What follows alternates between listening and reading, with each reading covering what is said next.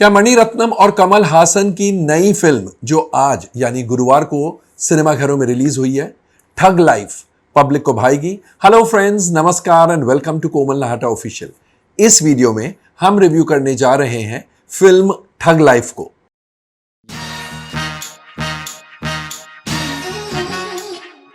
Thug life एक action film है।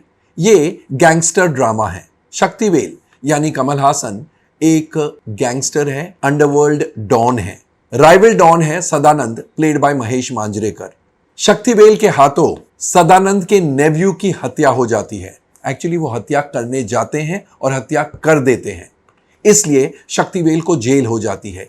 Jail में जाते वक्त शक्तिवेल अपने काम की बागडोर अमर के हाथों सौंप कर जाते हैं। अमर प्लेड बाय TR सिलाम्बरासन। अमर को उन्होंने बचपन में ही गोद लिया था, उसकी भी एक बैक स्टोरी है। शक्तिवेल के बड़े भाई प्लेड बाय नसर, उन्हें नेचुरली गुस्सा आता है। ही फील्स स्लाइटेड कि अमर को बागडोर दी काम की, मुझे नहीं दी। खैर, जेल से वो बाहर आते हैं।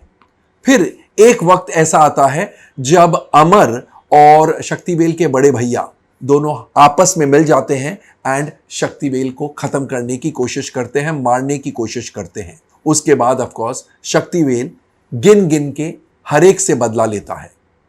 दो और सब प्लॉट्स हैं।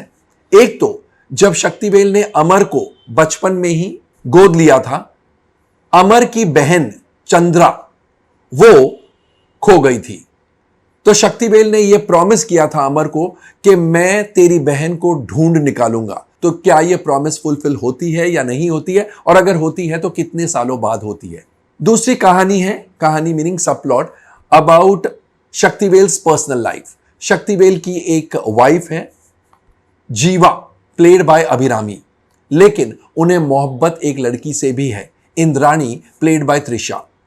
शक्तिवेल और जीवा की एक बेटी है, प्लेड बाय संजना कृष्णमूर्ति। तो ये सारांश में कहानी है। तो आइए सबसे पहले डाइसेक्ट करते हैं, या यूं कहिए एनालाइज करते हैं इस फिल्म के स्क्रिप्ट को, कथा, पटकथा और संवादों को। फिल्म की कहानी और पटकथा दोनों मणिरत्नम और कमल हासन ने मिलकर लिखे हैं। कहानी में कुछ भी नयापन नहीं है। There is absolutely no novelty in the story. इस प्रकार की कहानी आपने बहुत सारी अंडरवर्ल्ड फिल्मों में देख ली है, एंड ये भी it beats the trodden path. कहानी में तो नयापन नहीं है, स्क्रीन प्ले भी उतना ही हैकनेड है और उतना ही प्रेडिक्टेबल है। इनफैक्ट इतनी सारी बैक स्टोरीज है, हर एक इंसान की बैक स्टोरी बताने की कोशिश की गई है, एंड ऑडियंस बोर हो जाती है। ऑडियंस कहती है हमें हर एक की बैक स्टोरी से कोई मतलब ही नहीं है, क्योंकि ये बैक स्टोरीज बोर करती है। और क्लाइमैक्स भी बहुत ही लंबा खिंचा गया क्लाइमैक्स है, and you know what is going to happen. उसके बावजूद इतना समय लगता है to come to the point, तो ऑडियंस इरिटेट हो जाती है। यानी story is not at all fresh, not at all novel, not at all one which can engage and involve the viewers, and screen play भी बहुत ही कमजोर है। Dialogues are absolutely routine. ये तो ही बात स्क्रिप्ट की। अब एक नजर डालेंगे एक्टर्स के परफॉर्मेंसेस पर। कमल हासन ऑफ कोर्स बेहतरीन एक्टर हैं। उन्होंने इस फिल्म में भी शक्तिवेल की भूमिका में काम बहुत अच्छा किया है, लेकिन कैमरा ऐसे लगता है उनके चेहरे से हटता ही नहीं है। So there is an overdose of Kamal Haasan. He has so much to do that you get irritated. Trisha, Indrani की भूमिका में Trisha looks beautiful and she is got a brief role, मतलब बहुत ज्यादा ठोस सीन्स नहीं है, लेकिन जो भी काम किया है उन्होंने अच्छा किया है। जीवा की भूमिका में Abhirami is very natural. TR Silambarasan in the role of Amar is first rate, बेहतरीन काम। नसर जो शक्तिवेल के बड़े भैया की भूमिका निभा रहे हैं, he is also done a fine job, he has his moments. Aishwarya Lakshmi जो चंद्रा बनी है, she is wonderful. Ashok Selvan जो पुलिस इंस्पेक्टर रॉयप्पा की भूमिका निभा रहे हैं, he is quite okay. Mahesh Manjrekar जो अंडरवर्ल्ड डॉन सदानंद बने हैं, he definitely makes his presence amply felt.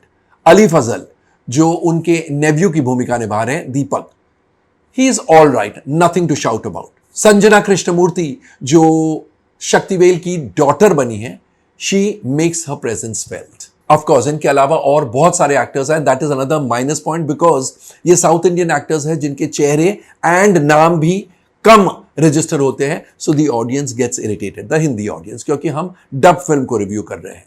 तो बाकी एक्टर्स ने भी काम ठीक ठाक किया है। ये तो ही बात एक्टर्स के परफॉर्मेंसेस की। अब एक नजर डालेंगे डायरेक्शन और अन्य टेक्निकल एस्पेक्ट्स पर। मणिरत्नम ने इस फिल्म का निर्देशन किया है, और अगर मणिरत्नम ये सोचते हैं कि हिंदी में इस प्रकार की फिल्म चलेगी when the audience has seen countless films of this kind, तो वो गलत है, क्योंकि इस प्रकार की फिल्म में अब ऑडियंस की दिलचस्पी नहीं है। संगीत ए.आर. रहमान का है, जो कि कमजोर है, बट ए.आर. रहमान का बैकग्राउंड म्यूजिक कुछ जगह ठीक है, कुछ जगह खास नहीं है। Lyrics are bye Mehboob, Shubha, Prashant Venkat and MC haem.